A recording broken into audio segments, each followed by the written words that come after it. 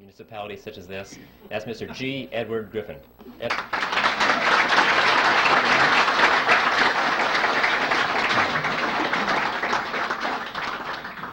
Well, thank you, Mike, and thank you, ladies and gentlemen.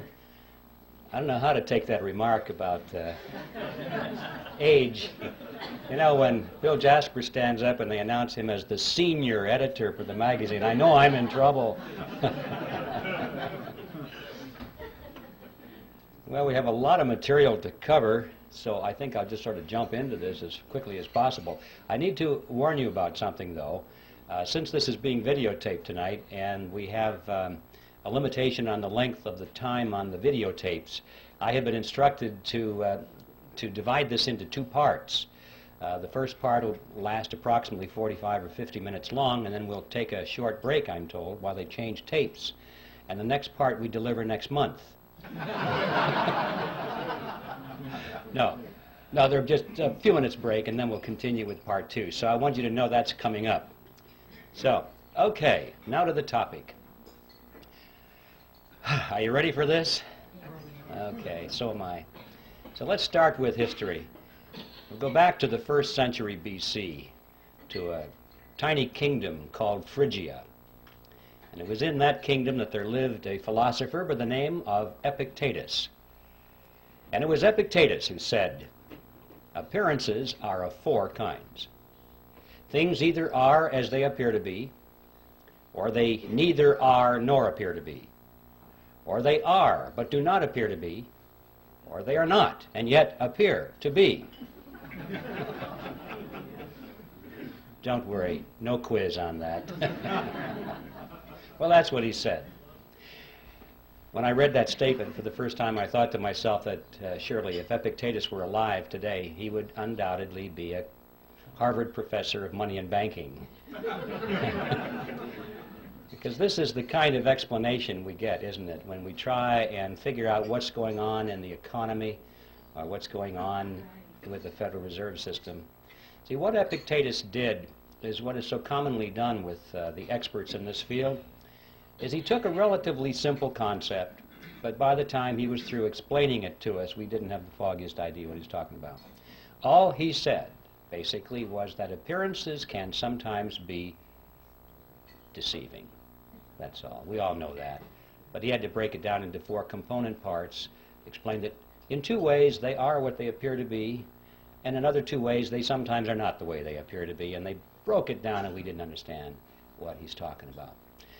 Nevertheless, I thought that this statement by Epictetus was a brilliant clue for an outline or a theme for my presentation. Because, you know, if there's anything in the world that is an appearance that is deceiving, it is the Federal Reserve System. And in particular, it is one of those appearances of the 4th kind, which, as I'm sure you all remember, are those which are not and yet appear to be. So that's going to be my theme tonight. I'm going to come back to it now and then if I remember to do it, and use it as kind of a punctuation point, because this is perhaps at the most fundamental level the most important thing we need to know about the Federal Reserve System, which is that it is an appearance of the 4th kind, something which is not and yet appears to be. When I did my research on this topic, I came to the conclusion, which may startle you folks here, that the Federal Reserve System does not need to be audited. It needs to be abolished.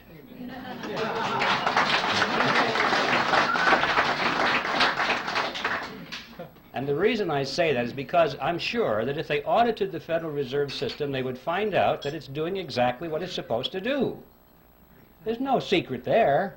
There's no shenanigan going on behind the scenes. It's all out in the open. If we'll just study the Federal Reserve System on the basis of what we know already, if we'll read their literature, if we'll dig into the history, we find out that it's one of the greatest scams of all history. Out on the surface, it doesn't need an audit.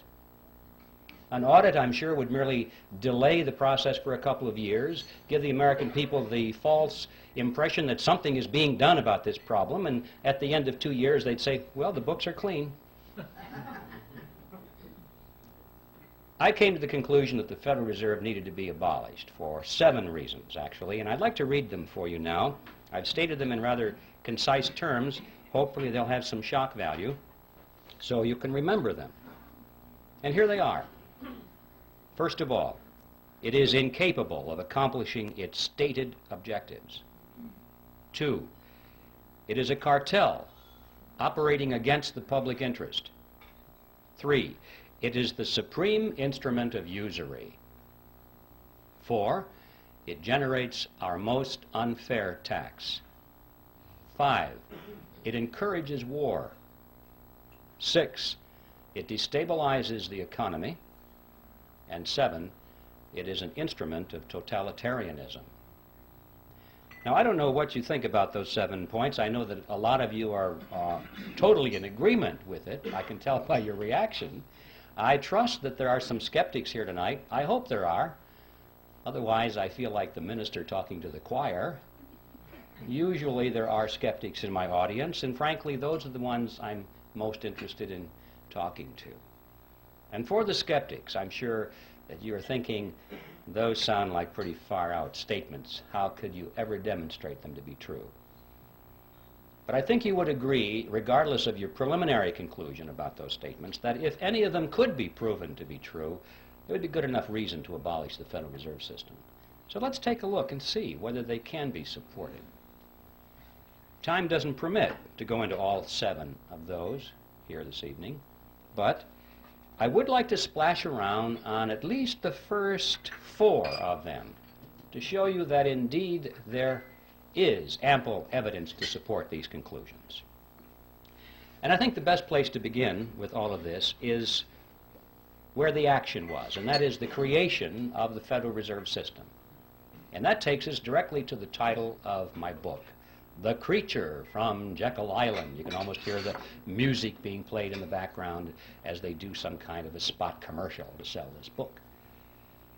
I have to admit I had a lot of fun with that title because I had this fantasy in my mind that someday it might be in a bookstore window and people would pass by and think, oh, it's a sequel to Jurassic Park. But anyway, that will never happen, I'm sure. The fact of the matter is, for those of you who know a little bit about this topic, the title has quite a bit of meaning in it. And we have a lot to learn by exploring what that meaning is. First of all, Jekyll Island is a real island. It's off the coast of Georgia. And it was on that island back in 1910 that the Federal Reserve System was conceived at a highly secret meeting that took place there. And what I'd like to do is talk about this meeting and show you that, in fact, the Federal Reserve was created there, and that there was a lot of secrecy surrounding it. And then we'll be confronted with the question, why the secrecy? When things are done in secret, there are often things to hide. And we'll explore what it was that they wanted to hide. And when we finally understand what that was, we'll be face to face with one of the most important facts about the Federal Reserve System that is not generally known. In 1910, Jekyll Island was privately owned by a small group of millionaires. In those days, they were millionaires. In today's dollars, they would be billionaires from New York. This is where their families went to spend the winter months. It was a resort island, a resort club. It was called the Jekyll Island Club. And there was a very elaborate clubhouse there, which was the center of their social activities. It's still there, by the way, if anybody wants to visit it. The island has been purchased by the state of Georgia, and this clubhouse has been renovated. It's a beautiful thing. And around this clubhouse, they had cottages, which were built by many of the families that belonged to the club. Cottages are not exactly the word I would have chosen to describe these structures. I remember on taking the tour through one of them, the guide said that there were 14 bathrooms in that cottage. So you have an idea of the kind of elegance that was there. In any event, the number of bathrooms has nothing to do with this story. I just get hung up on that because It's hard for me to imagine a cottage with that much running plumbing. But the important point was that this is where the Federal Reserve System was conceived, is in that clubhouse. So let's tell that story. It all began in November of 1910, when Senator Nelson Aldrich sent his private railroad car to the New Jersey Railroad Station, where there it was in readiness for the arrival of himself and 6 other men who were instructed to come under conditions of great secrecy. For example, they were told to come one at a time, not to be seen together, not to dine together on the night of their departure. If they had arrived at the same time, they were instructed to pretend as though they didn't even know each other. They were to avoid newspaper reporters, because these were well-known men, and had they been spotted by reporters, which often frequented the railroad station, especially had they been seen together, many questions would have been asked. One of the men carried a shotgun in a big black case, so that if he had been asked where he was going, he was prepared to say that he was going on a duck hunting trip. And the interesting thing about that little piece of the history is that this man, we find out later from his biographer, never fired a gun in his life. He even had to borrow that shotgun in order to participate in this deception. Even after they got on board the railroad car, this pattern continued. They were told to use first names only, not to use last names. And 2 of the men adopted code names completely. The reason for that is that they were afraid that the servants on board the train would recognize who they were if they used their last names.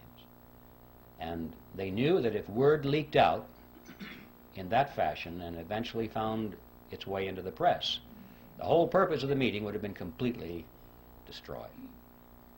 So absolute secrecy was essential. Well, the train traveled for 2 nights and a day on a 1,000-mile journey to the south, and when they awoke on the second morning, the car was on the siding, the railroad siding at Brunswick, Georgia. And from there they took the ferry boat across the inland strait to Jekyll Island and to the clubhouse. And for the next 9 days, these men sat around a table and hammered out all the important details of what eventually became the Federal Reserve System. And incidentally, if you visit that clubhouse today, you can walk down to the end of the one corridor there, and on a door is a brass plaque. And it says, "In this room, the Federal Reserve System was created." When they were done, they got back on board the train, back to New York, and disappeared. And for quite a few years after that, these men denied that any such meeting ever took place. It wasn't until after the Federal Reserve was firmly established that only then did they begin to talk openly about it. They wrote books on it. One of them wrote a magazine article, and they gave interviews to newspaper reporters. And so now, many years later, it's possible for us to go to the public record and find in print detailed descriptions of what happened at that meeting. Well, who were these men? The first one I've already mentioned, the one with the railroad car, Senator Nelson Aldrich, who was the Republican whip in the Senate. He was also chairman of the National Monetary Commission, which was that special committee of Congress which was created for the purpose of proposing legislation which was to reform banking. That was the idea. Banking needed reform. And the American people were greatly concerned in those days over things that were going on in the banking industry. People were losing their money in the banks because they weren't keeping their promises to hold their deposits in reserve. There were runs on the bank, and the banks couldn't pay the people back. But most of all, they were concerned over the concentration of financial power that was in the hands of a small group of very powerful and large banks in New York on Wall Street. This is what they called the money trust. That was the name, and it was a very popular expression in the newspapers. And quite a few politicians were elected to office on their campaign promise to break the grip of the money trust. President Wilson was one of those politicians, by the way. So, that was the purpose of the National Monetary Commission, which was to propose legislation which eventually became the Federal Reserve Act to break the grip of the money trust over the financial markets of America. Aldrich was a business associate of J.P. Morgan. He was the father-in-law to John D. Rockefeller, Jr., which means, of course, that eventually he became the grandfather of Nelson Rockefeller, our former vice president. If you remember, his full name was Nelson Aldrich Rockefeller, so he derived his middle name from his famous grandfather. The second person at the meeting was Abraham Piatt Andrew, who was Assistant Secretary of the Treasury. He later became a congressman, but he was very prominent in banking circles. Frank Vanderlip was there. He was the president of the National City Bank of New York, which was the largest and the most powerful of all the banks in the country, representing the financial interests of William Rockefeller and the international investment firm of Kuhn, Loeb and Company. Henry Davison was there. He was the senior partner of the J.P. Morgan Company. Charles Norton was present. He was the president of the First National Bank of New York, which was another one of the giants. Also, there was Benjamin Strong, who was the head of J.P. Morgan's Bankers Trust Company. And incidentally, 3 years later, when the Federal Reserve System was finally created, he became the first head of the system. And finally, there was Paul Warburg, who was probably the most important of all the men there because of his knowledge of banking as it was practiced in Europe. Paul Warburg was born in Germany. He eventually became a naturalized American citizen. He was a partner in Kuhn, Loeb and Company. He was a representative of the Rothschild banking dynasty in England and France. And through all the years of his banking in America, he remained in very close contact with his brother, Max Warburg, who was the head of the Warburg Banking Consortium in Germany and the Netherlands.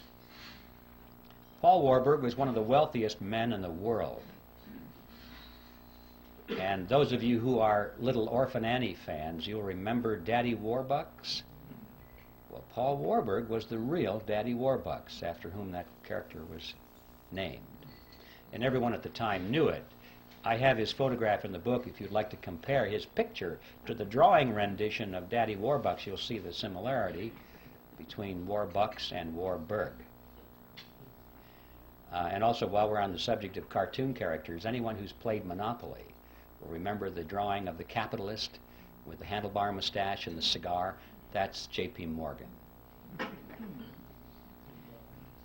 Those are the 7 men who were on Jekyll Island, and as incredible as it may seem, they represented approximately 1/4 of the wealth of the entire world. And these are the men that sat around a table on Jekyll Island and created the Federal Reserve System. What's going on here?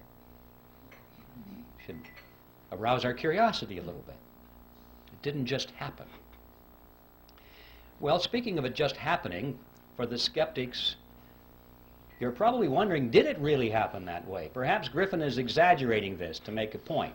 Well, yes, it really happened that way, and to illustrate that, we could go to a lot of documentation, but to simplify this, I'd like to just read for you a short excerpt taken from one article written by Frank Vanderlip, who was one of the attendees at that meeting. And this was written in the Saturday Evening Post, and it appeared on February 9, 1935. And this is what Vanderlip said. I do not feel it is any exaggeration to speak of our secret expedition to Jekyll Island as the occasion of the actual conception of what eventually became the Federal Reserve System. We were told to leave our last names behind us. We were told further that we should avoid dining together on the night of our departure. We were instructed to come one at a time, and as unobtrusively as possible, to the railroad terminal on the New Jersey littoral of the Hudson, where Senator Aldrich's private car would be in readiness, attached to the rear end of a train to the south. Once aboard the private car, we began to observe the taboo that had been fixed on last names. We addressed one another as Ben, Paul, Nelson, and Abe. Davison and I adopted even deeper disguises, abandoning our first name. On the theory that we were always right, he became Wilbur and I became Orville, after those two aviation pioneers, the Wright brothers.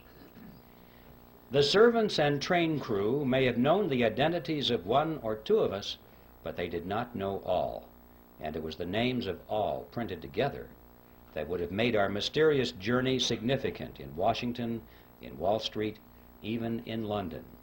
Discovery, we knew, simply must not happen. Well, why? What's the big deal here?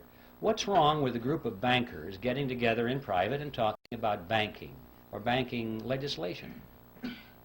And the answer to that question is provided by Vanderlip himself in the same article. He said, "If it were to be exposed publicly that our particular group had got together and written a banking bill, that bill would have no chance whatever of passage by Congress." Why not? Because the purpose of the bill was to break the grip of the money trust. And ladies and gentlemen, it was written by the money trust. It's as simple as that. Had that fact been known from the very beginning, the public would never have accepted it as a means of breaking the grip over the money trust. And we would never have had a Federal Reserve System because the scam would have been exposed from the beginning. This was like having the fox build the hen house and install the security system.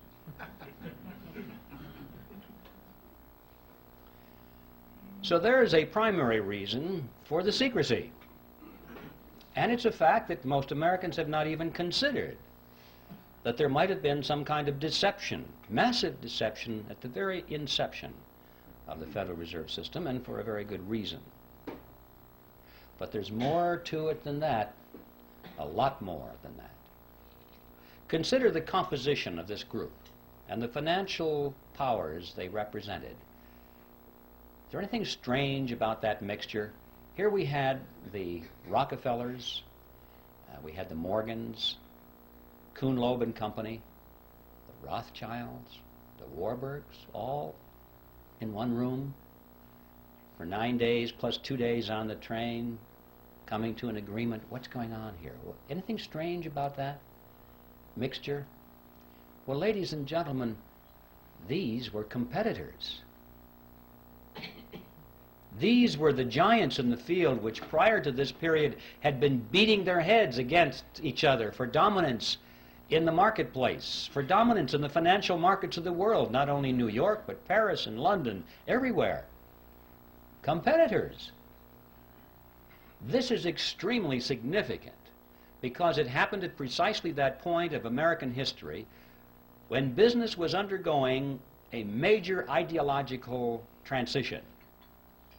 Prior to this period, America had grown and prospered and surpassed all the countries of Europe as an industrial and economic power because it adhered to the principle of free enterprise competition. And it was in this period that a rapid transition was taking place to the concept of monopoly and cartel. Going back, in fact, to the old world concept which had held Europe back for all these years. Monopolies and cartels were becoming the order of the day in America. It was John D. Rockefeller I who said it. He said, "Competition is a sin." He believed it. All of his biographers quote him on that one, by the way. And he and others of these industrialists of the period were devoting all of their time to the elimination of competition. They did not believe in free enterprise competition at all. They knew that the road to riches and power was through the elimination of their competition. And if they couldn't beat their competition out, then they tried to buy them up. If that didn't work, they joined with them in a shared monopoly, and that is a cartel, a shared monopoly. Perhaps I should define that word in more detail so at least you'll know what I'm talking about when I use the word. A cartel is a group of independently owned businesses which come together for the purpose of reducing or eliminating competition between themselves so that they can enhance their profit margins or secure their position in the marketplace. And they do this by price fixing. We won't compete on price. Or they divide up geographical markets or products and services. For example, if we were forming a cartel here, I might say, well, I get the north and you get the south. We won't compete. Or I might insist that I get to produce the gizmo, but you can produce the widget. And we won't compete. Or we'll share patents and processes. We won't compete. And every time we agree to eliminate one area of competition between ourselves, we move closer and closer together until finally we are as one industry insofar as the marketplace is concerned, even though our component parts are independently owned. And that is a cartel. And so that enhances our profits. We can get more for our products and services than we could in the arena of free enterprise competition. And of course, the other side of that coin is that the public pays more for those products or services than they would otherwise. And that is just as true in a banking cartel as it is in any other kind of cartel. And the amazing fact emerges that when you study this period, that for the 15 years before the meeting on Jekyll Island, these groupings of which we're speaking had come together increasingly in joint ventures. They were learning how to avoid competition between themselves. They knew they couldn't knock each other out. They had tried that. It was too costly. Now it was time to come together. And what happened on Jekyll Island is that they formed a banking cartel, and they called it the Federal Reserve System. An amazing fact that all these years we've had something which most people have thought was a government operation of some kind or another. We were told it was a creation to protect the people, to stabilize the economy, and it's a cartel. And the purpose of a cartel is to enhance the profit structure of the members of the cartel. Period. That's the second amazing discovery, to be learned if we understand and analyze what happened on Jekyll Island back in 1910. But there's a third element, which is perhaps even the most important of all. And that is that this cartel went into partnership with the government. Well, cartels often do that to enforce their cartel agreements, but in this case they did it in spades. Now, in any partnership, there has to be a payoff. There has to be some benefit to the partners, otherwise they won't go into the partnership, or if they go into it, they won't stay in it for very long. So it's a legitimate question for us to ask, what is the payoff? What's the benefit to these partners? Let's find out why the government is in this partnership, and then we'll find out why the banking cartel is in it. And in order to find out what the payoff is, we'll have to examine how the Federal Reserve System creates money, because that's the key. Now, if you're not familiar with how money is created in America, this is going to be really some experience to go through this. For the first time, you're going to shake your heads and say, I don't believe this. I call it the Mandrake Mechanism, after that 1940s comic book character, Mandrake the Magician. Could create something out of nothing, wave his cape, and it was back into the void again. That's the Federal Reserve System. Now, let's take this and break this down. I need to warn you in advance, however, that you shouldn't try and make sense out of this. Okay? Because you'll blow a fuse if you think this makes sense. Just remember, this is your plain old American scam that we're talking about here. It's that simple. And I'm going to strip away all of the banker terminology and all the accounting terminology and use just plain old plodding English to make it comprehensible. In spite of that, however, I want you to know that everything I'm going to tell you from a technical point of view is 100% accurate, in spite of the simplicity of the language. Okay, with that by way of preliminary, let's get right to the Mandrake Mechanism itself. It starts with the government side of the partnership. It starts in Congress, when Congress is spending money far and beyond what it takes in taxes. How can Congress spend more money than its income in taxes? Basically what happens is the Congress goes down to the Treasury and asks for, let's say it's $1 billion more that they need this day. And the Treasury official says, you guys got to be kidding, we don't have any money here. You spent it all long ago. Everything we taken in taxes is long spent. And Congress says, well, we kind of figured that was the case, but we thought somebody might have dropped by and left some money. They said, we know what we'll do. We'll borrow the rest of it. So they go down the street to the printing office. Now notice they're not going to print money.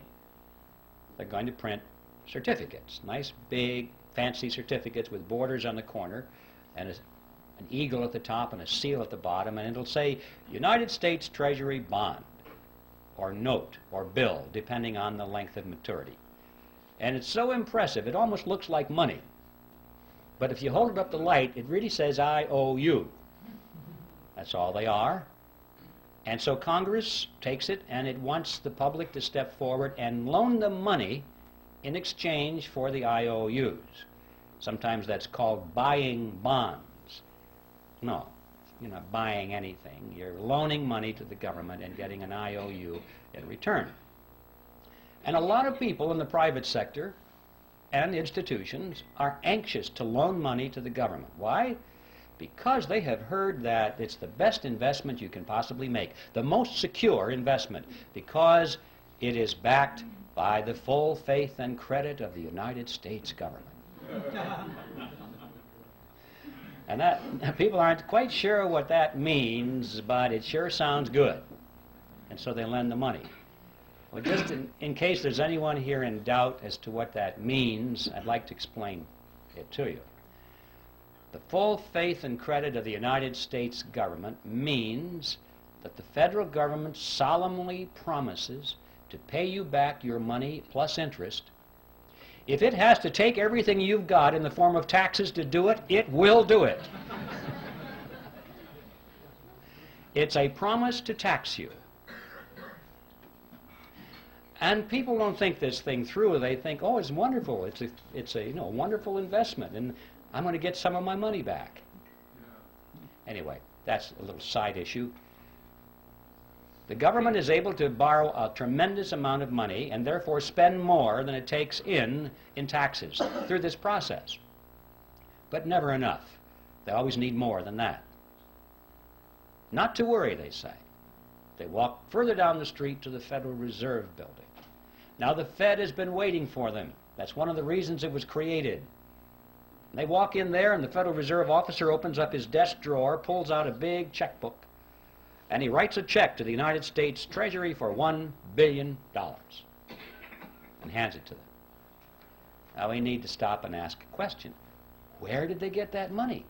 $1 billion, that's a lot of money. Who put the money into that account for the Federal Reserve so they could give it to Congress or to the Treasury? And the answer is, there is no money there. There's absolutely zero. There's just a checkbook. Well, if you and I were to do that, we would go to jail. But they can do it because Congress wants them to do it. This, in fact, is the payoff. This is the benefit to the government for being in the partnership. The government can go to the Federal Reserve and obtain instant amounts of any amount of money they want without having to confront the taxpayer and say, we're going to raise your taxes for this money directly. It would be very unpopular if Congress had to go to the public and say, you know, we have a lot of money we want to take from you folks, and it's going to cost you $3,000 per family more than it did last year. You know how long they'd last in office. So they like this Mandrake mechanism very well. The public doesn't know that it's costing them anything. It's just how it works somehow. So this money, this $1 billion, springs into being precisely at the instant that the Federal Reserve officer signs the check and gives it to the government. Now let's see where the banking cartel benefits from this partnership. We'll go back to that billion-dollar check and follow it. The Treasury official deposits it into the checking account of the federal government. And immediately all the computers start to whir and the ledgers show that the government now has $1 billion deposit, $1 billion in its account, and so therefore it can write checks up to $1 billion. Government checks start flowing. Let's just follow a $100 check. Make this real simple to the fellow that delivers our mail. The postal worker gets a $100 check. And he looks at this and he can't imagine in his wildest dreams that just 2 days ago that money didn't exist anywhere in the universe. But it's a government check now, and it's very spendable. So he takes it and deposits it into his private checking account at the local commercial bank. Now this money is out of the Federal Reserve mechanism per se, out of the government side of the partnership, and it gets into the private banking side of the partnership. $100 has been deposited, and now the action heats up. The banker looks at that and he goes over to the loan window and he opens it up and he says, "Attention everybody, we have money to loan." And that's good news for a lot of people because that's one of the reasons we go to the bank, isn't it? To borrow money. So it's good news when there's money available. And the banker says, "We have $100 deposited, but don't worry folks, we can loan you more than that. We can loan you up to $900. Well, how? How can you loan out up to $900 when you only have $100 deposited? Well, it's not difficult if you're in the Federal Reserve System. Here's how it works. The Federal Reserve says that the member banks must keep no less than 10% of their deposits in reserve. So there's $100. They keep 10% in reserve, $10. And they can loan up to $90, right? So we loan it to you, ma'am. You borrowed $90. What do you do with it? Well, you want to spend it. So you want to write a check on it. You've deposited it into your checking account so you can write a check. In many cases, it might be put directly into your checking account. But now there's $90 deposit, in addition to the $100 that was deposited to start this chain. Now we've got the $90 that was loaned as another deposit. Well, the Federal Reserve says that you only have to keep 10%, so we keep 10% of the 90 and loan the other 90%, and the person that borrows that puts it right back into the bank as another deposit. Well, the Federal Reserve says you only have to keep 10%, so you know, this goes around and around and around to the revolving door until finally the whole action is played out. And the bottom line is when that $100 deposit comes in from the postal worker, the banks, in essence, can loan up to $900 because $100 is the reserve, and that's 10% of 1,000, so they can loan the balance, or the difference, which is $900. Now, where does that money come from? Well, same place. It springs into being precisely at the point where the loan is made. It didn't exist before, anywhere. Now notice the important thing here. The money that's created out of nothing and given to the government spends for its purposes. But the money that's created out of nothing by the banks is not spent by the banks, it's loaned by the banks to you and to me, and we pay interest on it. Not too shabby. Interest on nothing. I wish I had a magic checkbook like that, where I didn't have to have any money, just a checkbook. And I could write checks, $10,000, $20,000, $100,000 all day long and loan them to you folks, and you pay me interest on it. You see? Not too shabby at all. This, in fact, is the payoff to the commercial banks in the cartel. This scam has become legitimized by law. And we're told it's a wonderful thing. We think our banking system is wonderful. but it's a scam. Not only interest on nothing, but perpetual interest on nothing, because notice, once this money is created, if you pay it back, they have it on their ledger as a credit. They can loan it out again to somebody else, and the whole object is to keep loaned out. They don't like the money not loaned out because you can't earn interest on it. When it's in the inkwell, it doesn't do them any good. So remember, there's nothing here except ink in the well or electronic impulses in the computer. That's all there is. So they're collecting interest on that. But that's not the end of the process. That is how money is created in America, but that's not the end of it because it has consequences. What impact does that have on us? Are we involved in this in any way? Well, yes, we are. I've heard people say, gee, those fellows are really smart. I guess they deserve to be rich. You know, as though it didn't affect them in any way. Let's follow it. This money that's created out of nothing goes into the economy, and it dilutes down the value of the dollars that were already out there. It's like pouring water into the pot of soup. It dilutes the soup. And so the economy is diluted by these new dollars, and prices start to go up, or they appear to be going up. It's the process called inflation. I say appear to go up because prices really don't go up, ladies and gentlemen. What's happening is that the value of the dollar goes down. Right. That's what we're witnessing here. If we had a real monetary system, real money backed by gold or silver or anything of tangible value, coffee cups, anything that couldn't just be created out of nothing behind our money, you would find that the purchasing power of that money would remain constant over a long period of time. And to illustrate that point, it's interesting to know that if we had lived in ancient Rome and had a 1-ounce gold coin, we would have been able to buy a fine toga, a handcrafted belt, and a pair of sandals. That was the price. So today, what can we buy with a 1-ounce gold coin? We can walk into any men's store and buy a really fine suit, a handcrafted belt, and a pair of shoes. The real price of these items hasn't changed in thousands of years when expressed in terms of real money. But when expressed in terms of these things we carry around, we call them dollars. They're not. They're really Federal Reserve notes. They buy less and less and less because they keep creating more and more and more of them, and they dilute the economic soup.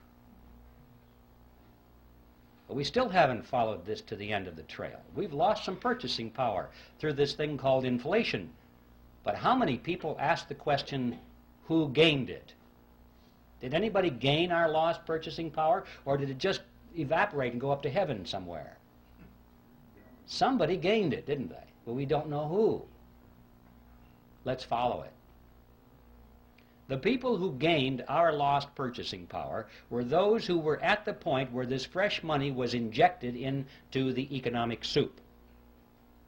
Those at the nozzle get dollars that look the same as all the other dollars, and they have them first, and they can spend them at full purchasing power. But by the time the person who gets those dollars then gives them to the next person and the next person, it goes out toward the edge of the pot, where most of us are, and it gets diluted down. But the ones up there at the nozzle are the ones who have gained our lost purchasing power. Who are they? Well, we know that the government is one of them. That's where the billion-dollar check started, isn't it? That was the beginning of this whole process. The government spent that money first. And then, of course, those who work for the government and those who have government contracts and those who get grants and so forth get the next wave, and they're not doing too bad either, and it starts out from there. But what about on the banking side? Who got that money first off? Well, the people that came up to the loan window. They were the first ones to get it. Now, this comes as no surprise to anybody here, I'm sure, that in times of inflation, it's a good thing to borrow. Everybody tells you that because you say, you know that you're going to borrow $1 and you pay it back with quarters or 50-cent pieces because inflation erodes the value of those dollars. So you know to borrow is to gain. And the people who don't borrow, who save, they're the ones who are losing.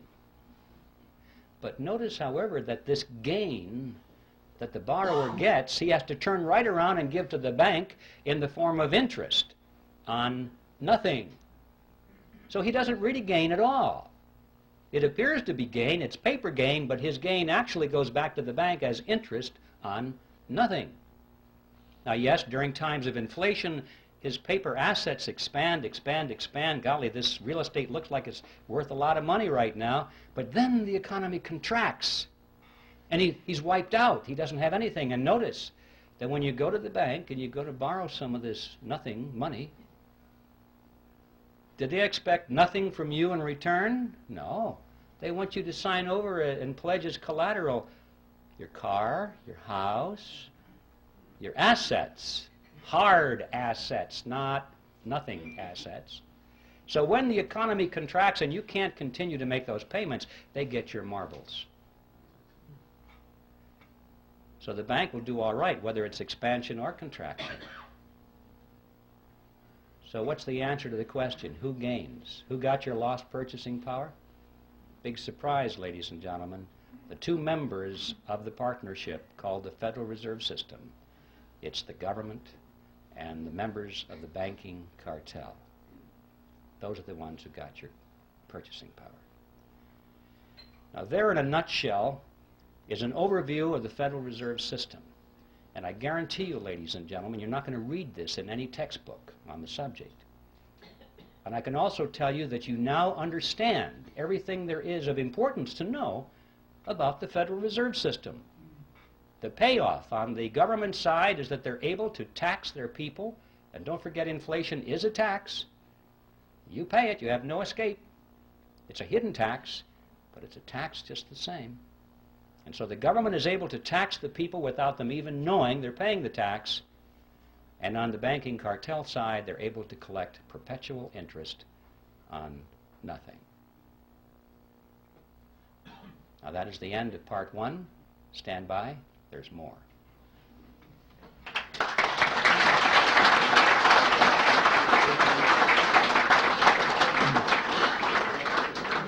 Ladies and gentlemen, we'll take a 5-minute break, and let's keep it to...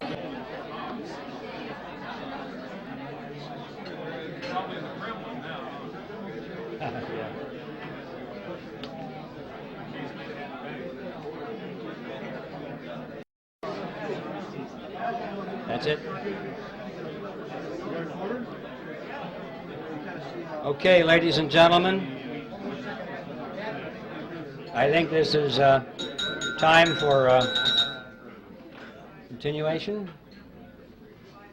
Everyone refreshed? Anybody want to open up a bank?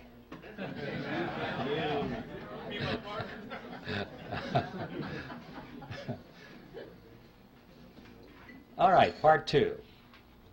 We'll go back to Jekyll Island. We have much to learn there. In fact, if we just analyze what happened on Jekyll Island, we can figure out almost everything that's going on today, even though that happened back in 1910. And one of the things that they had to resolve there was what to call this creature of theirs. This partnership between government and the commercial banks was not new with the Federal Reserve System. In fact, this concept was created back in Europe in the 16th century, and it was perfected with the Bank of England in 1694. This is the kind of thing from that date forward that all of the governments of Europe adopted. Now, they didn't call it a Mandrake Mechanism like I do. They called it a central bank. Now, that's the technical name for this partnership. If you want to look this process up in a textbook or an encyclopedia, you'll find it listed under central bank. So the central banks were created in Europe in the 16th century. There's a very good reason for that. The kings and the princes of Europe discovered from hard experience that they could raise the taxes of their subjects only so far and then there was a ceiling. They had a tax revolt on their hands. There was resistance, and they had real revolution or revolt on their hands, and they tended to lose their jobs or their heads. So that was it, folks. 40%, 43% seems to have been the natural limit. However, once they got the central bank mechanism worked out, this was a whole new ball game. Now the lid was off, and they were able to collect 50%, 60, 70, and in some cases 80% of everything that their subjects produced. And their subjects did not revolt, did not resent it even, because they didn't know that they were paying this tax through a process called inflation. All they knew was that the prices were going out of sight, and they had no inkling that it was their government in combination with the private banks that were taxing them in this fashion. And so, see, this became a method of hidden taxation, which has continued to this day to be extremely popular with big spending governments. And so this became the modus operandi in Europe from that date forward. Now, when they met on Jekyll Island, it was very clear in their mind that they were creating a central bank. But they had a problem, what to call it, because Congress was already on record as saying they did not want a central bank in America. I don't think the congressmen really understood what that meant, but they had heard the phrase, and they knew that that's what they had in Europe. And they said, no, when it comes to banking reform in America, we want something that's unique to represent our unique political and economic system. So central bank was out. So what to call this central bank so that no one will know? And they talked about this on Jekyll Island. And this is what they concluded. They said, first, let's use the word federal to make it seem like it's a government operation. Secondly, let's add the word reserve to make it seem like there are reserves somewhere, like it was a banking concept. Third, let's add the word system. And this was very important, far more than we might think today, because remember, the major concern was this concentration of financial power in New York. And they had to sell the American people on the idea that this was a diffusion of power over a system of banks. And so they talked about 10 regional banks, and finally they said, no, that's not enough. We'll have 12 regional banks and diffuse the power away from New York, or at least make it appear that way. And they'll build those big buildings in all these regions, and the local yokels can come and look at the buildings and say, golly, we got one of them out here too. You know? And the impression was that because these buildings were out there, that the power was pulled away from New York and diffused throughout a system of Federal Reserve banks. Well, as you've heard said many times by now, what we wound up with was not federal, there are no reserves, it's not a system at all in the sense of diffusion of power, and the Federal Reserve banks aren't even banks. So on all four words, we're dealing with appearances of the fourth kind. Brilliant strategy. The next step was to sell this creature to the American people. And the first draft of the Federal Reserve Act was called the Aldrich Bill, sponsored by Senator Aldrich, of course. And this was against the good advice of Paul Warburg, who said, Nelson, if you put your name on this bill, it's going to get voted down in Congress because you are so closely identified with the power of big business. It'll be voted down. And apparently, Aldrich's ego was too big. He must have said, well, no, after all, I'm respected in the Senate, and I am the chairman of the National Monetary Commission. And for whatever reason, he insisted on having his name on it. I think he wanted to go down in history as the originator of the Federal Reserve System. But Warburg was right. Voted down, thumbs down right away, because he was a representative of big business. Well, this was a minor setback. They took their bill, they scrambled the paragraphs around a little bit, they took Aldrich's name off of it, and found a couple of Democrats to sponsor the bill. Now this was different. See, Aldrich was a Republican, And everyone knew that the Republicans represented big business. But they also knew that the Democrats represented the common man, the little guy, the fellow on the assembly line, you know, like Ted Kennedy.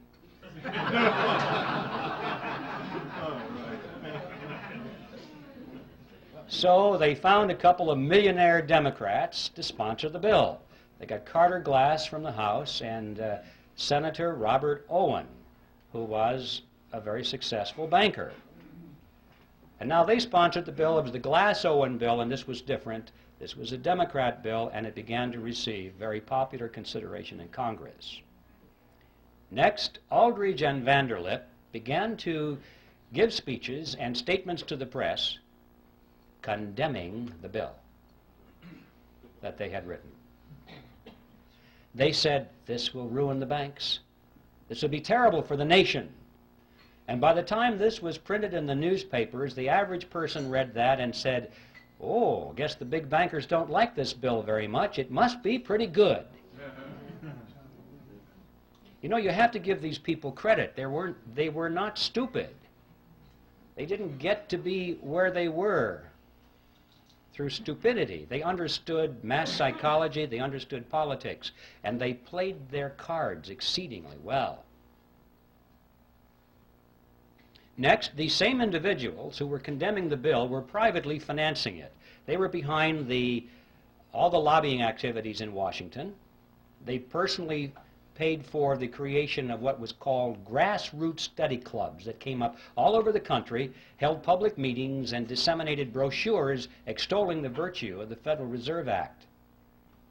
They gave large amounts of money to some of the better-known universities and created new departments of economics, handpicked their own people to be the professors, to chair those departments, and then those men began to speak publicly and write scholarly essays about how wonderful the Federal Reserve System was.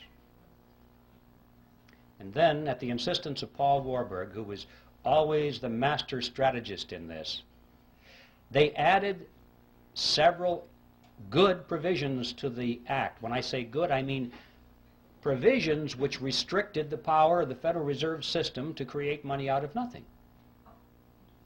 The kind of provisions you and I might have endorsed. And Warburg's associates said, Paul, what are you doing? We don't want those things in there. This is our bill. And his response was classic. He said, relax, fellows, don't you get it? Our object here is to get the bill passed. We can fix it up later. That's exactly what he said. When no one is looking, everyone is focusing on the bill now. Let's get it in.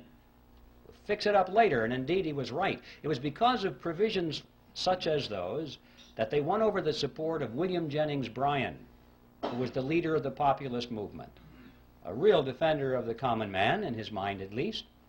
He looked at that bill, and previously he had opposed it because he said it was the bill of the bankers. They would create money out of nothing, he said. And he looked at those provisions and he said, oh, well, I guess with those in there, I can support the bill. And with the elimination of his opposition, the road was cleared, and it was inevitable what would happen. They did fix it up later. Since the Federal Reserve Act was passed, it has been amended over 100 times, and nobody has noticed. All of those original provisions, which were sound, were long ago removed, and many, many more have been added, which greatly expand the power and reach of the Federal Reserve System. A big bunch was added back in 1980. It just extends the power of the federal government to areas that you can't even imagine. We're talking previously about being able to create money out of government debt, American government debt. They can now create it out of foreign debt. Any country in the world. Any country in the world can offer a bond, an IOU, and our Federal Reserve System is now empowered by law to convert that into American money. Even corporate debt, they can convert that into American money. There's no limit whatsoever. And nobody has noticed. So Warburg was right. They fixed it up later. And it's no surprise, therefore, that with this kind of professional deception and strategy that a great deal of support was gained for the bill, and on December 22nd, 1913, it was passed into law and signed into law the next day by President Wilson. And the creature from Jekyll Island finally moved into Washington, D.C. Well, what did we get? Let's stand back from the creature now a few paces and survey its general form. We got a corporation chartered by Congress, which was given an exclusive franchise to create the nation's money. We got a mechanism whereby Congress has been able to raise unlimited amounts of taxes through inflation without the American people even knowing that they're paying the tax. And we got a mechanism whereby the banks can earn perpetual interest on nothing. I'd like to turn our attention now to an intriguing question, which is who owns the Federal Reserve System? You often hear this topic discussed on talk radio. Whenever the subject of money or the Federal Reserve comes up, inevitably somebody will get on the telephone and say, did you know that the Federal Reserve System is not a government agency at all?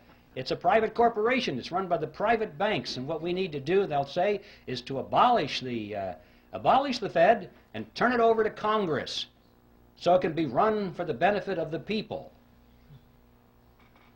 Well, I'd like to deal with that because this involves a half-truth and a non-solution. Let's start with a half-truth first. It is true that the Federal Reserve System is not an agency of the federal government. As I mentioned before, it is a corporation chartered by Congress, and like all corporations, it has stock certificates. And these certificates are held, in this case, by the member banks within the system. All the banks, remember this is a cartel, independently owned banks make up this system. They hold the stock certificates. All right. Now up to that point it looks as though this has all the attributes of a privately held corporation, but that's as far as it goes. Because these stock certificates do not carry with them any of the powers of private ownership. For example, the holders of these stock certificates cannot sell them. Well, if you can't sell something, you don't really own it, because that's one of the tests of ownership, is your freedom to dispose of it in any way you wish. Also, the larger banks have put up more capital into the system than the smaller banks. It's not a lot of money, but it's related to their assets. The larger banks put up more, have more stock certificates than the smaller banks. And yet, regardless of that, all of the banks have one vote. So there's another violation of the principle of private ownership. Furthermore, that vote doesn't buy anything of substance. These banks cannot vote for their national management. The Federal Reserve System is run by the Board of Directors of the Federal Reserve System, the National Board, and its chairman, all of whom are appointed by the President. The stock certificate holders have no voice in that whatsoever. The only thing they can vote for are the members of the board of their local regional banks, so-called banks. But guess what? The chairman and the vice chairman of those regional banks are appointed by the national board. Guess what? They can vote for their officers of the regional banks, but they can be overridden. The national board has veto power over those people. You get the picture here? In spite of this sales job, of this diffusion of power over the 12 regional banks, these banks have no power at all. It's all concentrated in the national board. The only thing that the regional banks can do, according to their charters, of any substance, is to set the interest rates within their regions. But guess what? Even that is subject to veto by the national board. So you come to the conclusion that these people at the national board are not authorized to do anything except play golf. See, that's the way it was designed. This fiction of this diffusion of power throughout the system was just to sell it to the American people in 1913. It's a vestige. It serves no function whatsoever today at all and was never designed to. So we don't have a corporation in the strict sense of the word, a privately held corporation. And we don't have a government agency in the strict sense of the word. So what do we have? Well, the fact is we have a hybrid. It's a mixture. It's half government and it's half private. It is, in fact, exactly what you would expect it to be, considering that it is a partnership between the government and a private cartel. It's half government and it's half private. So this structure is unique to reflect its unique form. But this isn't so important as to who owns it, how many shares of stock, and what the voting is. The question is, what does it do? Insofar as merely abolishing the Fed, as some people have said, many people have said, abolish the Fed and turn it over to the Treasury or turn it over to the Congress so it can be run for the benefit of the people. Always make sure you say it's for the people, and that makes it okay. It would do the same thing over there that it does over here. It's not a question of who owns it, it's what does it do, and as long as it is a central bank, which means as long as it has the power and the mandate to create money out of nothing, that's what it's going to do. It's going to create money out of nothing, and I'm sure the same people will run it over there that run it over here.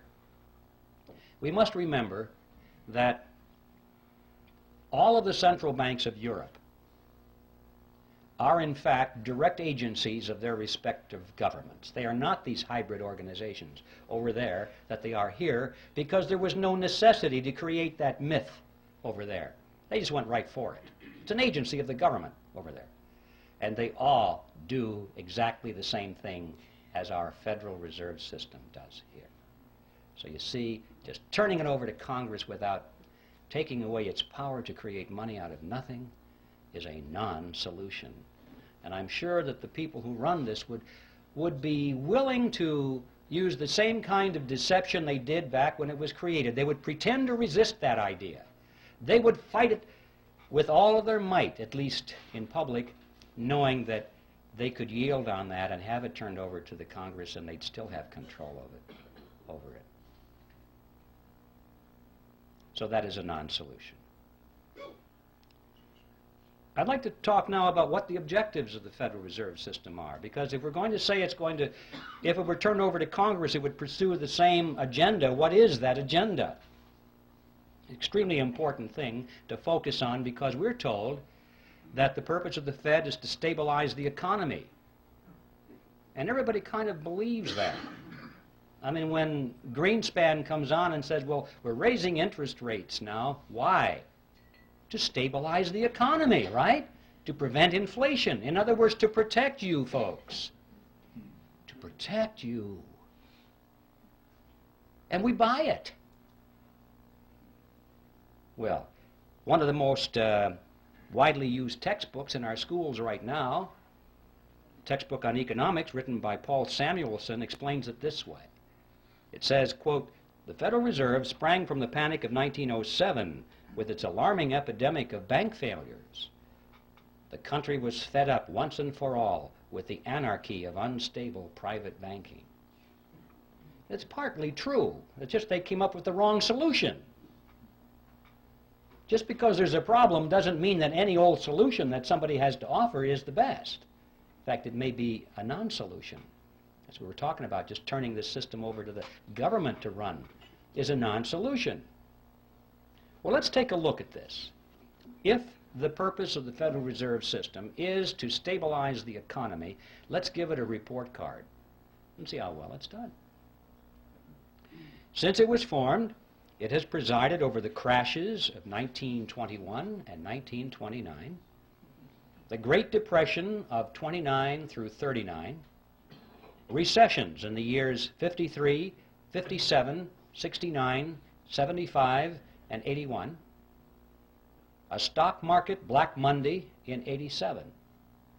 We all know that corporate debt is soaring, personal debt is greater than ever before, Both business and personal bankruptcies are at an all-time high.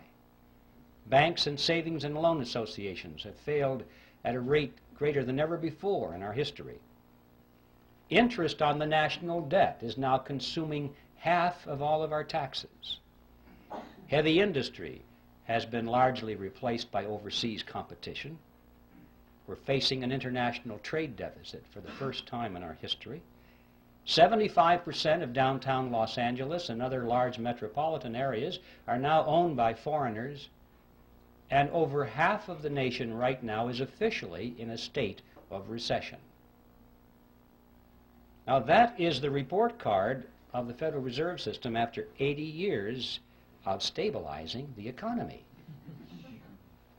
And I don't think it's even controversial to say that the Federal Reserve has failed to meet its stated objectives. The only controversial question is, why has it failed? And my answer to that is because those have never been its true objectives at all. What are its true objectives? Well, what are the objectives of any cartel? To make money, to enhance the profit margins of the members of the cartel, and to stabilize its position in the marketplace, to prevent competition. Those are the objectives of any cartel. And if our analysis is correct here, we'll find that this, in fact, has been what the Federal Reserve System has accomplished for itself and its component members.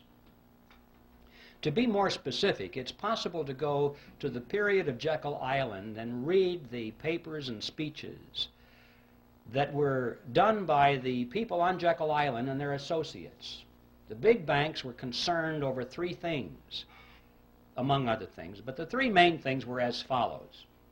They said they wanted to reverse the erosion of their power away from New York. That's right, just the opposite of what the Federal Reserve System was supposed to accomplish. They wanted to keep it in New York. They were concerned because as the nation was spreading westward and southward, new banks were springing up all over the frontier. And more of the capital assets of the nation were moving in that direction. Yes, they still had the lion's share, but every year the percentages went down a little bit. And they could see where that chart was going. And they said, we must put a stop to this now while we still have power. Remember, John D. Rockefeller said it, competition is a sin. And competition from the new banks in America was something that had to be stopped. See, one of the purposes of the Federal Reserve System was to control the competition from the new banks.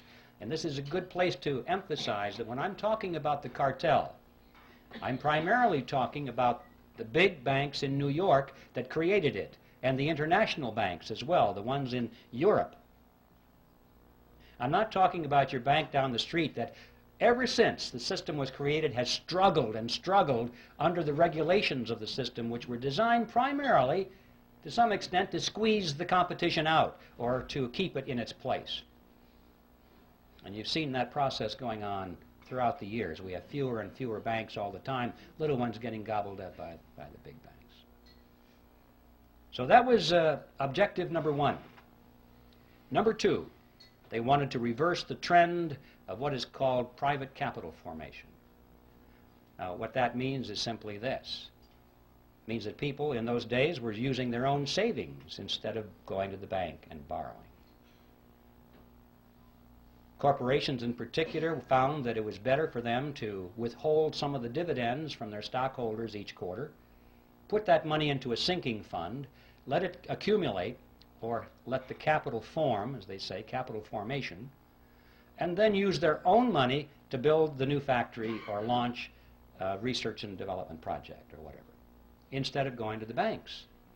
And the banks were extremely concerned over this trend. They racked their brains. How do we get businesses to come back to the banks and borrow money again? And their answer was quite simple. If you were a banker, you would know how to do that.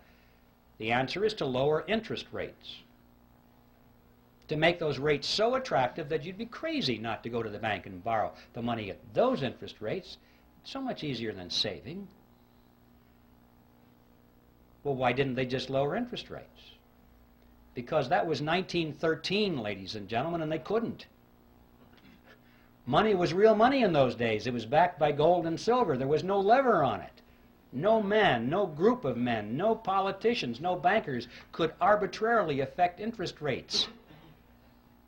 Because it was backed by gold and silver, the money was, and they couldn't just create it out of nothing. You see, under those conditions, interest rates are the product of the forces of supply and demand in a free market economy. Nobody has control over it. And that's why the politicians hate money that's backed by gold and silver. They cannot manipulate it. So their challenge was, how can we artificially depress the interest rates below the natural level that's produced in the free market? And the solution was, they said, the nation needed what was called a flexible currency. They said, this is what industry needed to prosper, a flexible currency. You still hear that phrase today, the virtues of a flexible currency. Well, what is a flexible currency? You need a dictionary. Well, it's not paper money that folds. What that means is money created out of nothing. That's what a flexible currency is. See, the trick is not particularly hard to figure out here. If you are creating money out of nothing, you don't have to charge an awful lot of interest on it to show a profit.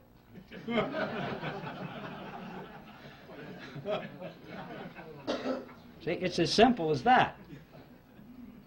So, with a flexible currency, now they have a lever on it. And they can jack the interest rates down, down, down, so that it's attractive, and they're still making plenty of profit on it because it didn't cost them anything. And they have reversed the trend toward private capital formation. And the third objective that they spoke about in those days was how to pass on the inevitable losses within the banking system, to pass those losses on to the taxpayer in the name of protecting the people. Now, let's give the Federal Reserve System another report card with these objectives in mind and see how well it has done. Did they keep control over the banking system and the monetary system in New York? And yes, they did. Anyone who knows how the markets function, it has always remained in New York. In fact, it's even more so now in New York than it was then. Yes, there are plenty of large banks in the nation, in the South and in the West, but these are small compared to those giants that are in New York, in fact, that are astride the world, with offices in Peking and Moscow and Africa, everywhere in the world. The giants are in New York, and they have been running the show all of these years. A few years ago, there was a book that appeared on the market called Secrets of the Temple, written by William Grider and published by Simon & Schuster. It was a bestseller, and it was advertised as a scathing attack against the Federal Reserve System. Well, when I heard that, I could hardly believe my eyes and my ears. A scathing attack against the Federal Reserve System, published by Simon & Schuster? Now, this is one of the biggies. I thought to myself, well, a miracle has happened. I guess I don't have to finish my book because it's done. Somebody did it.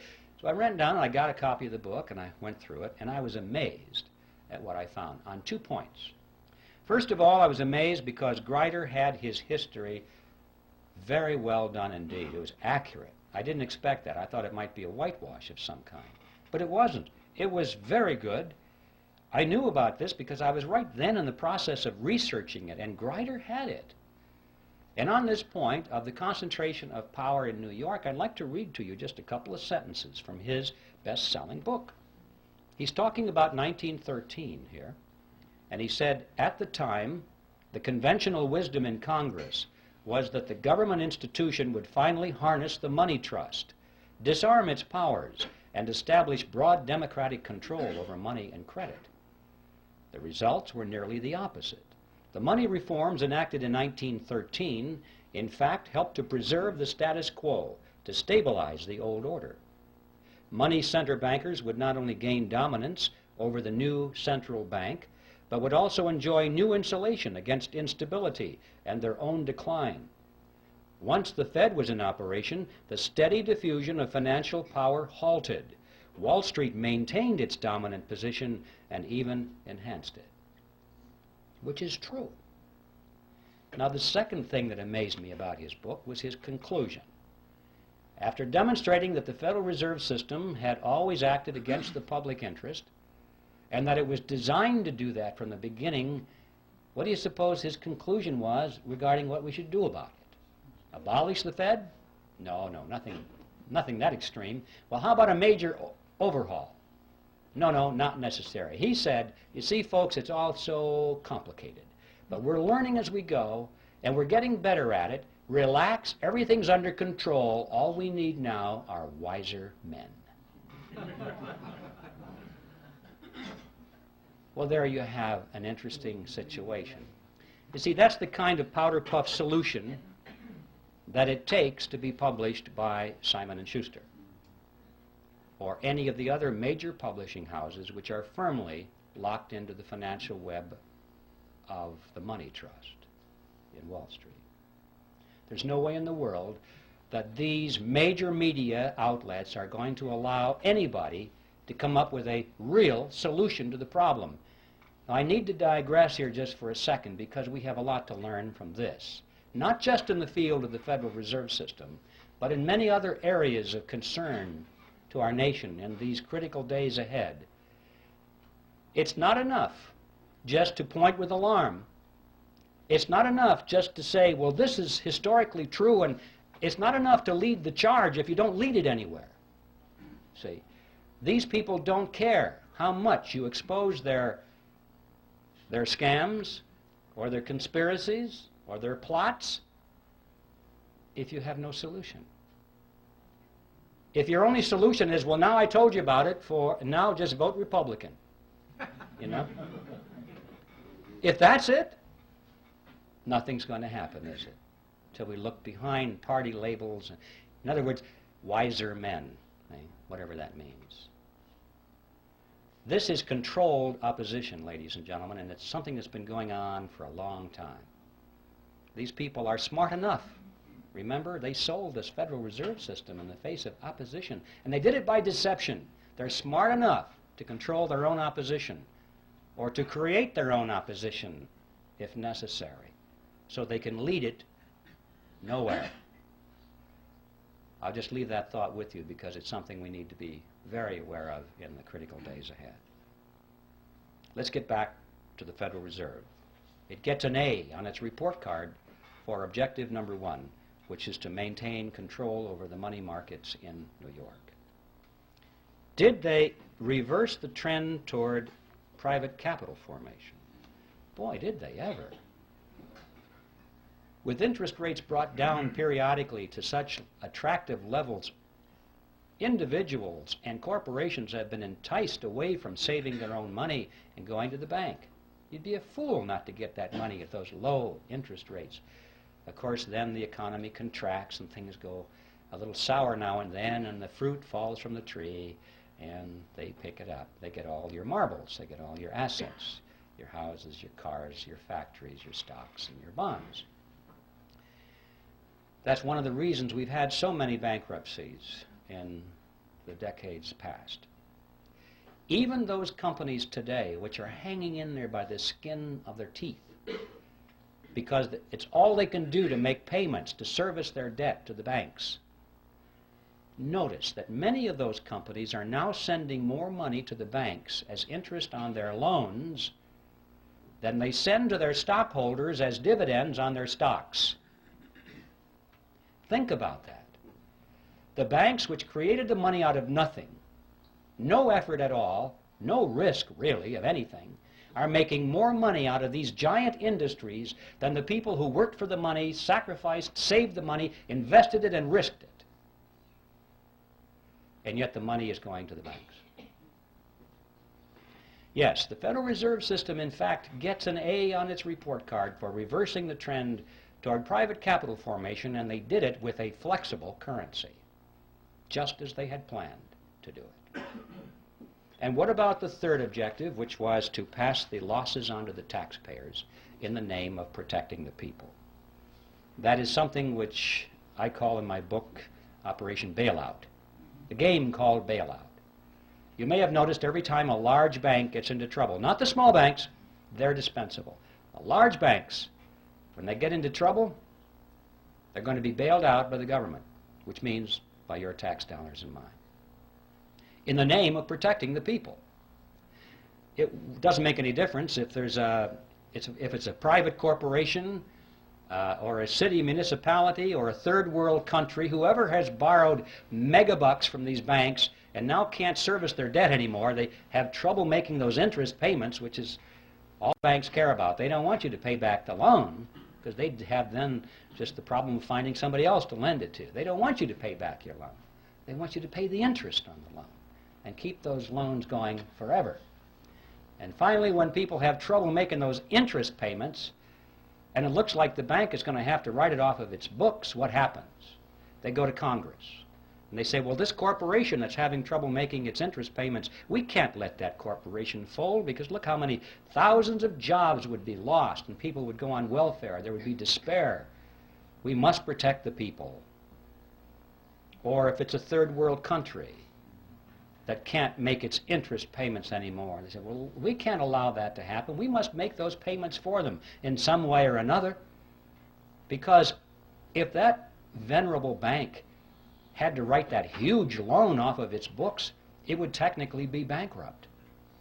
And if it were bankrupt, it might have to close its doors. If that bank were to fall, it's such a huge bank, it'd be like a domino, and it might knock the other banks down too, and we could have a major economic crisis on our hands, and look how the people would suffer. And so Congress dutifully always responds. Remember, Congress is the partner in this scam. Always rushes in and says, yes, we can't allow those bad things to happen to the people.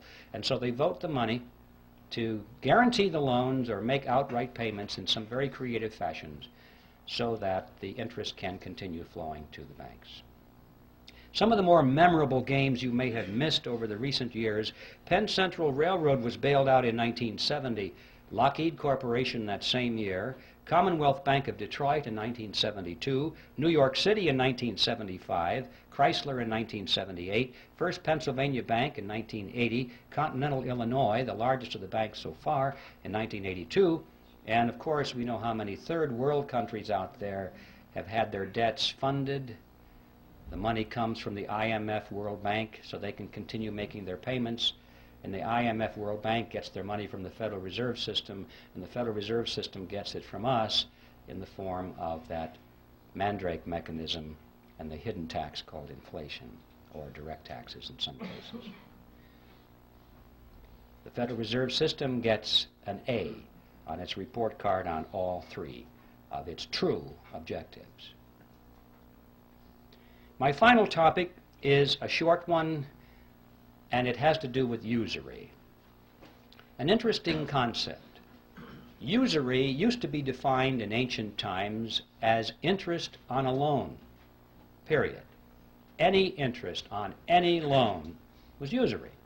Well, it's been redefined in modern times as excessive interest on a loan, in view of the fact that when people earn their money and they save it, they sacrifice the use of it, and then they loan it to somebody else for their venture. They're entitled to some reasonable return on that sacrifice.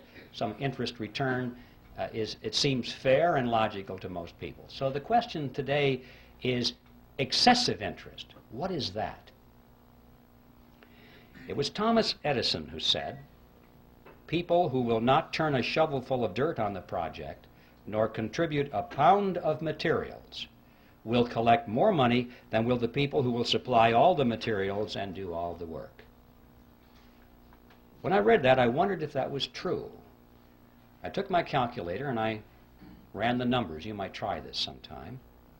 If you assume a $100,000 home to be built, and that $30,000 is to go for the land and the architect's fees and the building permits, that kind of thing, $70,000 to go for the actual construction of the house, the materials and the labor. You assume further that the buyer goes to the bank, puts 20% down, takes out a 10% loan for 30 years. Punch in the numbers, and you will see that he will pay to the bank in interest $172,741, compared to $70,000 for labor and materials. In other words, as Edison said, 2.5 times more will be paid to the banks who did nothing than for those who provided all the labor and all the materials. And you may say, well, yeah, that's true, but don't forget the time value of money. Reasonable interest is rational. People need to be compensated for the sacrifice of their money over 30 years. That's a long period of time. Wait a minute. Not this money, ladies and gentlemen. Nobody earned this money. Nobody saved this money. Nobody sacrificed anything for this money. This money was created out of nothing. And I suggest that $172,741 interest on nothing is excessive. I think we need to focus on this issue. We need a new definition of the word usury. Any interest on any loan of fiat money, meaning money created out of nothing. Now this example of $172,741 unearned interest on a $100,000 home is like a grain of sand in the Sahara. Look around the desert. All of the other homes of America, all the factories, all the machinery in the factories, all of the high-rise buildings, the hotels, all the airplanes, the automobiles, the farm equipment, the farm structures, everything that we have, we're looking at a similar relationship here. This is staggering. To consider the amount of money that is in this huge, wide river of wealth flowing into the banking cartel because the money was created out of nothing. It's such a wide river of wealth, you can't even think across it in your mind. It's perpetually moving into the banking cartel. This is a dead short across the productive capacity of America. This is money that should be going to the people who produce and who create, instead of being siphoned off through a scam. Think of what our standard of living could be if it weren't for this dead short across our economy. Well, where is this money going? This river, where is it flowing? You get the mental picture that maybe it's going into a lake somewhere or behind a dam. All this money is rising, accumulating. People are getting richer and richer and richer. No, not so. It's not how it works. They're spending the money. What are they spending it for? Well, they're not spending it for more yachts and more mansions. That's not it. I mean, they got rid of the mansions back on Jekyll Island. They got bored with those things. Once a person has all the money that they can possibly use for the material pleasures of life, what is left? Sure, power. Absolutely. They are spending this money for power, ladies and gentlemen, to acquire power over you and me and our children. They're literally buying up the world with it. But I don't mean they're buying up the real estate or the hardware. They're buying up control over people. Technically, in sociological terms, they're buying control over the power centers, which means those groups and institutions through which people live and work and follow leadership and accept information. People are always associated in groups, and they work in groups, they move in groups. And these groups have heads of them, leaders. And this money has been going for many years to acquire influence, if not control, over the leaders of these power centers in society. So they can, therefore, indirectly influence and control you and me.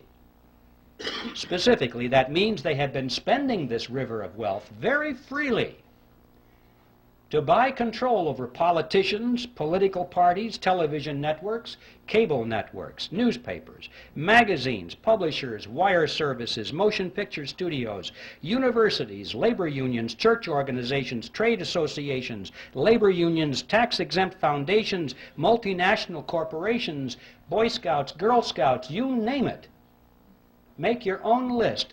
I guarantee you, if you have a large, influential organization which influences people, you will find that this river of wealth has been flowing partly into an attempt to acquire control over the leadership of these institutions and organizations, especially those which are offered as opposition, especially those which supposedly are to stop this whole process from happening.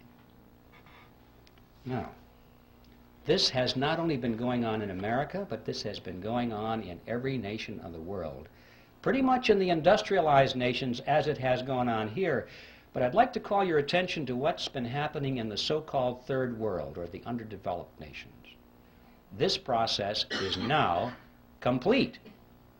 It's not going on, it's finished. They literally have bought those nations. Have you ever wondered what's going on there with the IMF, World Bank? Every once in a while on the back page of the newspaper you read that Congress once again authorized another $100 billion or so to go to the World Bank. And then it explains very carefully that this money is being used for humanitarian reasons. It's being used to uplift the standard of living of these poor people. That is an appearance of the fourth kind if you ever saw one. It's not being used for that at all. If it is, they're not doing a very good job, because after all these years, you cannot point to one of those countries which has had its standard of living raised one iota by this vast expenditure of money, because it was never designed to do that. The money does not go to the people. It does not go to the industries or the businesses of those countries where it might have a chance of raising the standard of living. It goes to the politicians, doesn't it? It goes to the governments of those countries, and it is used specifically to perfect and strengthen the control mechanisms over their people. Usually this starts out as an inefficient dictatorship, but by the time they get the UN money, it ends up as an efficient dictatorship. They have a better organized and equipped army. They have a better paid bureaucracy, more people in the bureaucracy. They have more ways of controlling their subjects. They have food chains that they can offer to their friends and deny it to their enemies. This money is used to build totalitarian systems in every country that you want to point to and analyze. You see, these people, these leaders of these countries, for the most part, couldn't care less about the standard of living of their subjects as long as they live well. They live in their mansions, have their yachts, their jet aircraft, and they go to New York and live in the Waldorf Astoria while they attend United Nations meetings. They're very happy with that. They have no ideology. Communism, socialism, fascism, capitalism, what difference does it make? Where's the money? That's it with these people. We know how welfare families in this country can be second, third generation families, and there's no hope at all of getting them off the dole because they can't imagine any other way of life. This happens at the international stage too. We're dealing with countries now that are second, third, in some cases fourth generation welfare governments. They don't know how to survive unless that money comes free through the International Monetary Fund and the World Bank, means from us. There's no way in the world they're going to break free from that. These countries, ladies and gentlemen, have already been purchased, lock, stock, and barrel, in this fashion, and they are now in place in the New World Order. And they're simply waiting for us to show up. And that's the other side of the coin, because not only does this transfer of wealth to these countries from us not raise their standard of living, but it does in fact help to lower ours. And this too is part of the plan. A strong nation is not a candidate for surrendering its sovereignty. But if a nation can be brought to its knees, if it is hungry, desperate, it has chaos on its in its streets, if it has political turmoil, then the people in that nation will much more likely accept any solution that's offered to them by their government or by a world government. If there's anarchy in the streets, as we saw in Watts, in Los Angeles, people were joyous when the soldiers showed up. They were joyous because this now was an end to anarchy. It was a dress rehearsal. They won't care whether the helmets on these people are blue or brown. If it says UN on the side, that won't make any difference. They'll say, thank God for the UN finally brought and restored peace to our streets. And if people are hungry and they're out of work and they don't know what to do in the economy, they'll be so thankful for a UN monetary unit which has purchasing power a little bit. Thank God for this UN money, because the old American dollars are kaput. Don't know what to do with it. This is the plan, ladies and gentlemen, to weaken America. And so that's the process. And I'm mentioning this because I want to emphasize to you that what is going on here has nothing at all to do with wealth. The name of the game now is power. Well, now, what are we going to do about this? Obviously, if we just restrict our attention to the subject which is ours tonight, the Federal Reserve System, the answer is clear. We have to slay the creature. But how are we going to do that? The creature was created by Congress, and that's how it's going to be slain. Congress can do it and will do it if we build enough fire under those chairs in Washington. I think it was Clyde Watts, General Clyde Watts, years ago, said, he was speaking of judges in those days, but he could have as well talked about congressmen. He said, they may not see the light, but they can feel the heat. And this is true. I don't know if you folks know, well, I know many of you folks here know all about the TRIM committees, which are part of the John Birch Society. They have proven themselves to be excellent ways of getting some of these big spenders out of Congress. It just happened. We saw, but I think it was 30 of them replaced. Not entirely because of TRIM activity, but believe me, it had a lot to do with it. This is something that works. And even those that didn't come up, that didn't get replaced, they're having their voting records changed. I don't have the name here, unfortunately, but I heard just the other day there was some congressman. We had the letters shown to us there. Here was a guy with his voting record it was very bad. He was voting for big government and higher taxes. And the TRIM committee started to hand out his TRIM bulletins in his district, and it was at a gun show. And he came over and says, take those things off the table. And he was irate. He said, well, we can't do that, Congressman. That's your report card, you know. And he wrote a real nasty letter or two, and they had copies of it. And he said, you know, I think that these TRIM bulletins are good for one thing, and that's to line the bottom of the bird cage. That's what he said. The next election, his report card was all good. He decided, I can't get rid of these TRIM bulletins. He's changed his voting, and the next report card was good.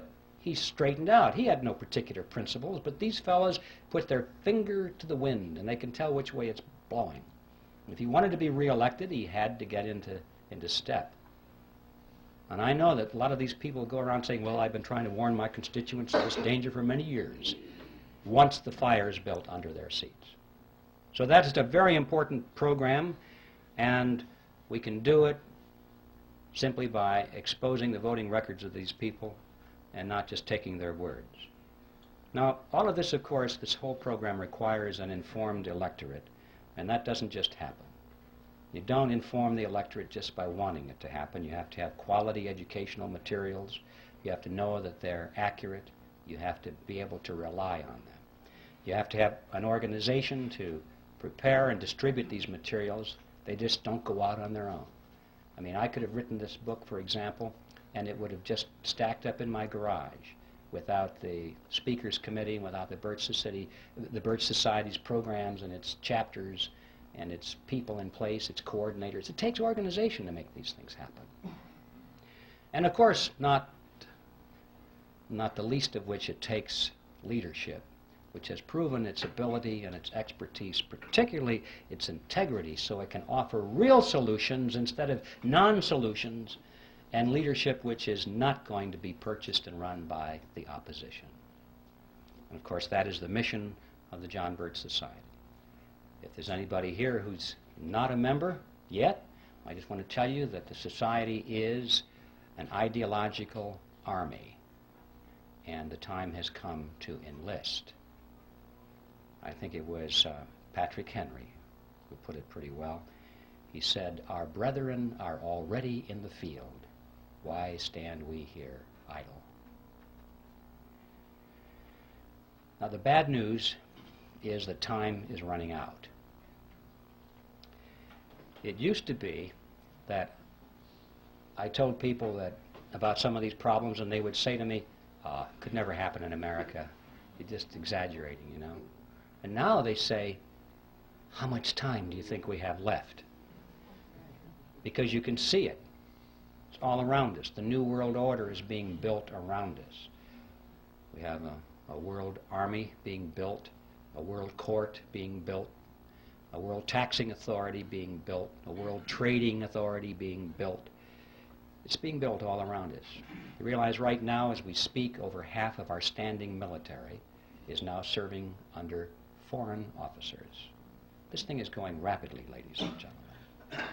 So, we're running out of time. But the good news is, we still have time. We still have time, and we have the freedom to work. We can do it if we'll work like the Dickens, like our freedom and our lives depended upon it. They do. That's precisely what does depend on it. So instead of being sour about how late the hour is, we should rejoice over the fact that we still have freedom. We still can meet like this. We can hold public meetings. We still have elections. We can still throw these scoundrels out. So what we need to do now is just get to work and do that which we must do. We can still overthrow the government of the United States every 2 years without firing a single shot if we'll simply discharge the responsibility of citizenship, which comes along with being free men. So that's my message with you, ladies and gentlemen, and that is that whatever it is you plan to do for your freedom or your country, do it now. And a good place to begin is to send Epictetus back to Phrygia. And let's convert that mammoth appearance of the fourth kind into a disappearance of the first kind. Thank you.